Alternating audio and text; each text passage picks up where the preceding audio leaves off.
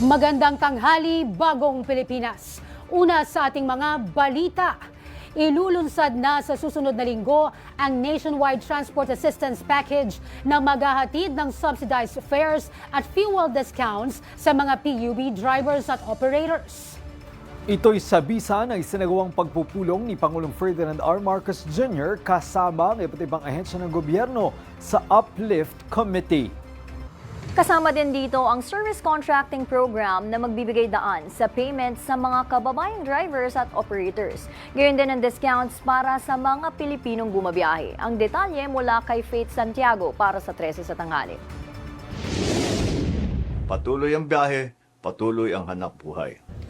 Iyan ang binigyan diin ni Pangulong Ferdinand R. Marcos Jr. sa kanyang mensahe hinggil sa rollout ng Nationwide Transport Assistance Package na magsisimula sa Miyerkules, April 15. Nagpulong ang Unified Package for Livelihoods, Industry, Food and Transport o Uplift Committee na binubuo ng punong ehekutibo, Executive Secretary at mga kalihim ng Department of Energy, Transportation, Social Welfare and Development, Agriculture, Finance, Budget and Management at Department of Economy Planning and Development upang talakayin ang kasalukuyang kaguluhan sa Middle East at i-assess ang mga hakbang ng gobyerno upang maibsan ang epekto nito sa bansa, partikular na sa tumataas na presyo ng krudo. Una sa mga ipatutupad na hakbang ang Service Contracting Program ng Department of Transportation.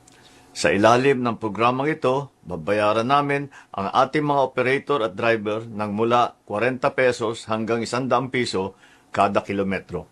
Dagdag ito sa kanilang kita mula sa pamasahe. Saklaw nito ang 50,000 PUVs, 1,000 operators at 15 milyong mga pasahero, kung saan ibinahagi ng Pangulo na makakakuha ng at least 20% na fare discount, habang nakatuon ang mga ruta na konektado sa mga train lines at major bus corridors upang matiyak ang mas mabilis na biyahe. Lalagyan din ng GPS monitoring ang PUVs na kasali sa Service Contracting Program para masigurong aktwal ang biyahe at maayos ang maihahatid na serbisyo.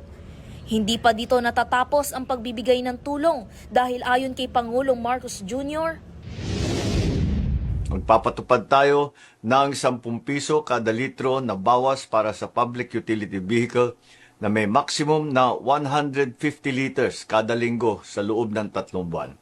sisimula ng rollout ng fuel subsidy sa susunod na linggo sa NCR simula Commonwealth hanggang sa Quezon Avenue, Espanya, Zapote, Andres Bonifacio, Rizal at Marcos Highway hanggang sa buong bansa. Upang masigurong mapupunta ito sa tama at hindi maaabuso, isasagawa ito sa mga lehitimong gasoline station na inaprubahan at minomonitor ng Department of Energy.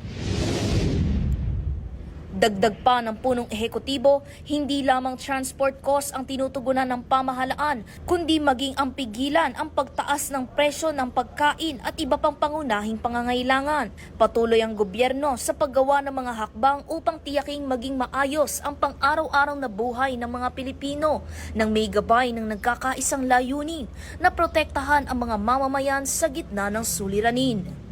Para sa totoong balita sa Bagong Pilipinas, Faith Santiago, 13 sa tanghali ng Congress TV.